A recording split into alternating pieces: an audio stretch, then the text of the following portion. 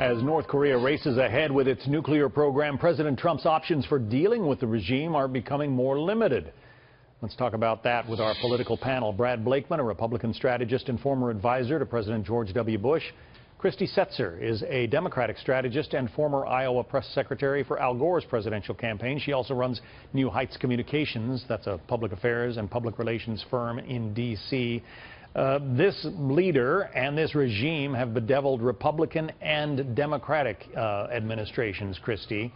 Yeah. What does President Trump do? What does he say now in response to this news that North Korea seems to have developed the capability to put a nuclear missile, a nuclear warhead on top of one of its missiles? Yeah. So there's two things that I think President Trump needs to consider. One is the message that is one of reassurance to Americans, as well as what sort of message should he calibrate to be heard by Kim Jong-un. And for Americans, I think, look, especially people who didn't support President Trump, this is the nightmare scenario that we have who people like me consider to be a thin-skinned reactive leader in President Trump, going to a head against a thin-skinned reactive leader in Kim Jong-un.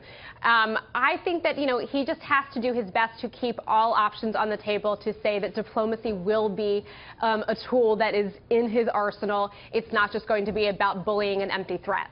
Diplomacy, obviously, but there is the military possibility as well. Brad, you served in the George W. Bush, the Bush 43 administration. That's when North Korea first tested its nuclear weapon back in 1996. Was there any thought given then to some kind of preemptive strike?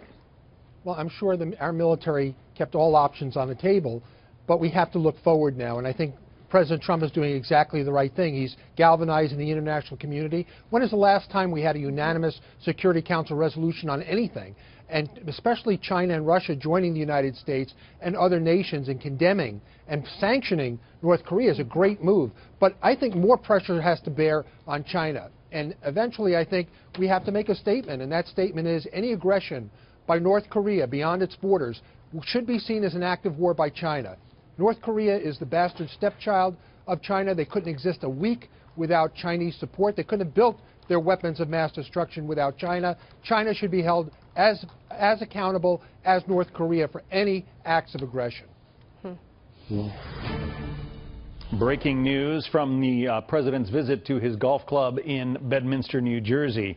During his opioid event, President Trump just said this, quote, "North Korea best not make any more threats to the United States. They will be met with fire and fury like the world has never seen. They will be met with fire, fury, and frankly, power, the likes of which the world has never seen." Christy, that is what the president just said from his working vacation in Bedminster, New Jersey.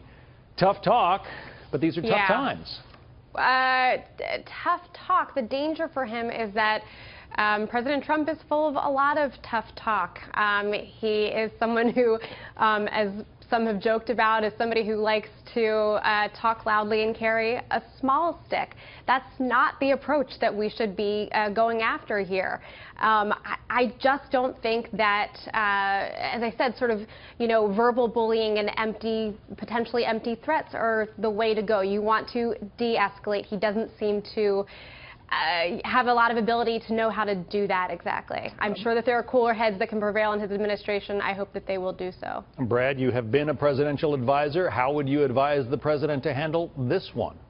I think you have to go toe-to-toe with China and with North Korea. You have to galvanize our allies and say we've probably reached the point of no return in the threats made by North Korea is now matched by their actions, their ability to do that which they say they want to do, and that is to destroy America and South Korea. We cannot let that stand. The last 8 years under Obama of apology and appeasement brought us to this point. It's now time for action to be taken. No more six-party talks. I think the president is right to use every tool in the toolbox, including and not excluding a military option, because right now we're at the point where it's now verifiable that they have the weapons to match their threats.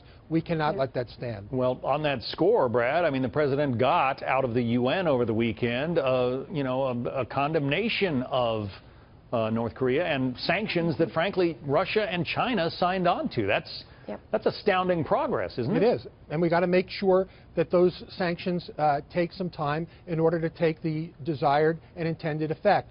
But that requires North Korea to stand down. And they seem to be stepping it up rather than standing down, which they should be doing, because what they're threatening the world with, not just the United States, is something that the world should not tolerate. Well, Christy, Kim Jong-un undoubtedly feels emboldened by his progress here. I mean, he's tested multiple ICBMs, 2 of them in July alone, and now apparently, if the National Defense Intelligence Agency is correct, its assessment is that now he has the nuclear warhead that will fit on top of one of those ICBMs and is launchable. If you're Kim Jong-un, what reason do you have to back down? You've got the world paying attention to you. You've got the world essentially by the tail. Yeah, no, I agree, and that's exactly the danger here. But listen, I agree with what Brad is saying about that. We've made, pretty significant progress in terms of, global economic sanctions. And I do believe that that's what you want to do, is sort of lean on the power of our allies as well, to say that no country is going to sort of take this lying down.